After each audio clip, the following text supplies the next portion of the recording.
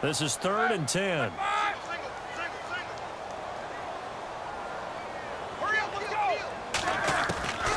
From the shotgun, it's Roethlisberger. He's going to float this one deep right side. And the 3rd down pass falls incomplete. On every offensive coordinator, every play caller sheet, they have about 5 or 6 plays per game that they call shot plays or big plays, and you don't get many opportunities to dial them up, and they just did, and they drop it with a great chance to make a big play. That's going to hurt. They'll try and throw for him with Roethlisberger, and he finds McDonald, and he gets this one all the way down inside the 20-yard line. It's a gain of 24 that time, and it'll give the Steelers a 1st down. And the next snap coming inside the red zone here.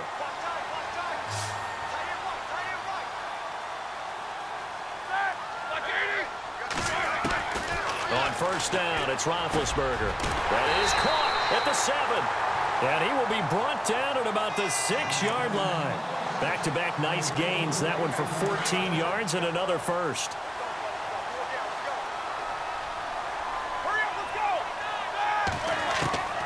Again, it's Roethlisberger. That's complete right around the 8. Showed some tough running, but they'll drop him at the 5-yard line. Only a yard on the completion. It's 2nd and goal. And just in general, Charles, on a play like that, how tough is it for the defense to account for a running back essentially being a receiver downfield? It's very difficult, especially. And intercepted. Maybe the turning point they need. Picked off down near the 5. He's at the 50, the 30, 20, 10, and he takes this one back into the end zone, and the Cowboy defense has a touchdown. Well, don't change that channel just yet. This one may have gotten a bit more interesting. Put down the remote, put down the clicker. This one looked like it was over. It looked like they were ready to seal the deal. But in doing so, by pitching it around a little bit, it cost them. We could have a great finish. So they throw the pick 6. They'll get another shot at it now as this one's in the air. That'll be taken in the end zone. And he will take it back only to about the 13-yard line here. Well, conventional football 101, tells us if you don't get it back to the 20-yard line on a kickoff return, that's a disappointment. But some of these team special teams coaches, with approval by the head coach, they give them full authority to go ahead and bring it out and try to be aggressive, almost what we call the green light, red light. In trouble here, and down he goes. Back at the 8-yard line. Jalen Smith in there to take him down and to take us to the 2-minute warning. So the defense has put them in a tough spot. It's 2nd and long.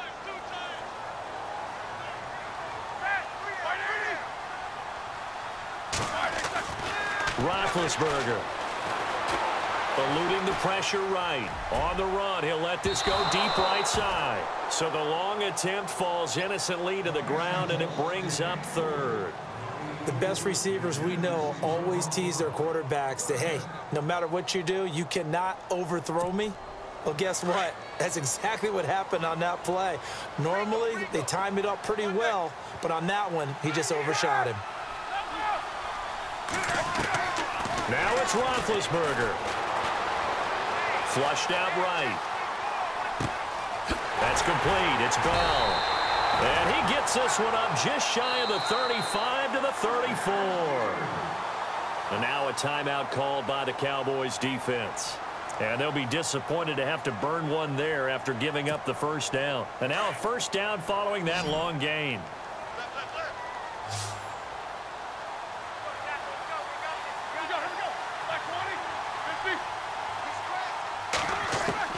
Oh, Roethlisberger going to throw.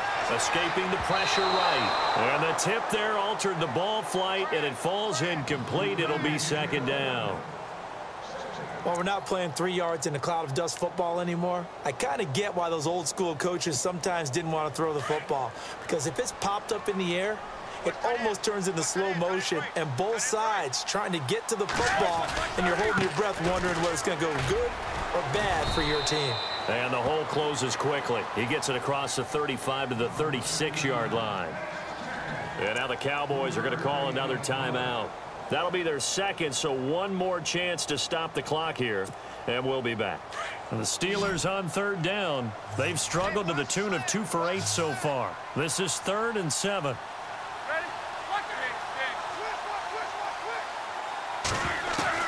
Here's Roethlisberger. And yes, complete to the tight end McDonald.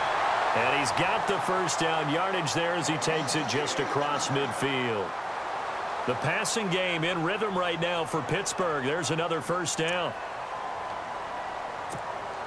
Offense comes to the line now, 1st and 10.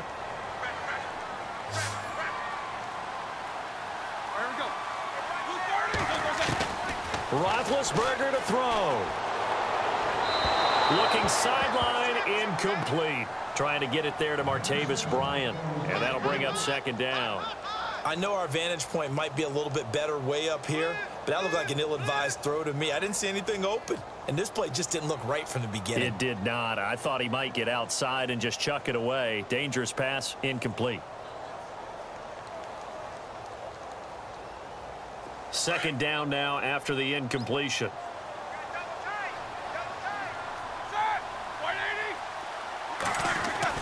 Roethlisberger going to throw it, and he can't get a throw away. He's taken down. The amount of sacks that they've absorbed in this game is absolutely extraordinary. Let's just face it. This offensive line, flat out, cannot handle this pass rush. It's been demonstrated time and time again. To throw here, Roethlisberger. Steps away to his left. And incomplete. He can't hang on. Would have been a nice catch. Instead, it brings up a 4th down. There's definitely contact there, but it's the 4th quarter of a kind of tight game, and sometimes the officials just say, let them play. Kind of like your mom used to with you and your brothers. Just take the broom to you and send you out to the backyard and tell you to settle it yourselves. I like that, yeah. There was contact. I don't know, like you said, enough to warrant the flag. It was close, though. And now before they run this 4th down play, we're going to get a timeout. It's just their first. They've got 2 more to use here in the final stages.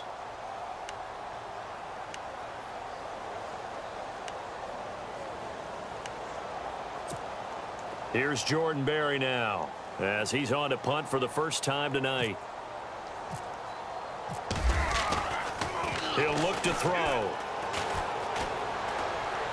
And this is incomplete. A huge gamble, and it does not pay off. They fake the punt. It doesn't work out. Anytime a fake doesn't work, we usually focus our attention on the guys that were unsuccessful. But how about the defensive guys? They have to plan all week. They have to prepare all week. Special teams, they look like they were educated for that one. Educated on their toes and getting a big stop. And he is hit pretty hard from the side as he's knocked down at the 14. That goes for a gain of 31. Now that was pretty. They executed that curl route versus zone coverage, and that changes things a little bit because against man, it's often a tight curl, and it's caught. It's a touchdown. So they rally here in the final minute, and they're an extra point away from tying this game. So getting the big touchdown they needed late in the 4th. Now what do? You conservative and just tie it up? No, I think you put your practice into game situation. Go as fast as possible. You already have your play call ready to go. Go for 2 and decide it right now. Set to go now with the kickoff. These 2 teams all even again as we continue in this wild 4th quarter. That'll be taken in the end zone.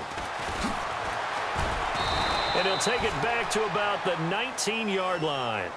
And now out come the Steelers. They've got work to do, but they do still have a bit of time here. And they've got to feel comfortable with that, but they have all their play sequences called. If they get out of bounds, that allows them to huddle and call another play. But if they don't, it's hurry up to the line of scrimmage and either spike it and stop the clock.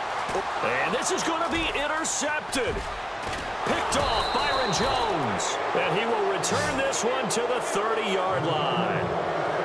And that gives him now 3 interceptions in the game. Well, someone's locked into what they're trying to get done in the passing game. When was the last time we had someone get 3 in a contest? 2011, wasn't it? Kurt Coleman. Oh, yeah, that's then right. With the Eagles. That's right. It's then with the Eagles, and I believe it's against Washington and Rex Grossman. That's correct. Call it a gain of 4 on first, and that'll make it 2nd down. And the spike comes with 9 seconds left to go. So it all comes down to the foot of Dan Bailey. His first attempt of the night here, and it's a big one. Oh, they get to the football. It's blocked. It's picked up. A live ball here, remember. And the clock will now stop as a timeout is called with 5 seconds left. That was a nicely executed block there. But sometimes it's not just the kicker who feels the pressure in this situation. Well, I think a lot of people could feel pressure on the offensive side. The defense a little more loose with it. Yeah, listen, they're just going all out trying to get to the football. And to your point, the offensive guys, okay, who do I have? Who am I blocking? If that changes in the defensive front, does that change what we do in our blocking assignment? And sometimes that confusion or that tightness can lead to a bad play. And it keeps the game tied here late in the fourth. And it drops down incomplete. Thought he might have had it. Instead, second down.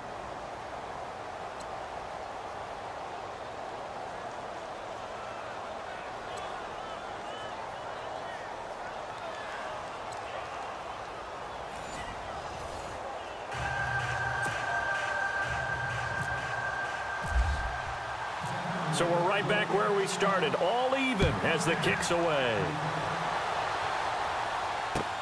That's fielded in the end zone. And he'll probably wish he'd reconsidered here. It will cost him 10 yards as he's down at the 15. Well, conventional football 101, tells us if you don't get it back to the 20-yard line on a kickoff return, that's a disappointment. But some of these special teams coaches, with approval by the head coach, they give them full authority to go ahead and bring it out and try to be aggressive, almost what we call the green light, red light theory. Green light means go, red light means stop. Looks like he had green on that play. They'll start the drive with a carry by Bell.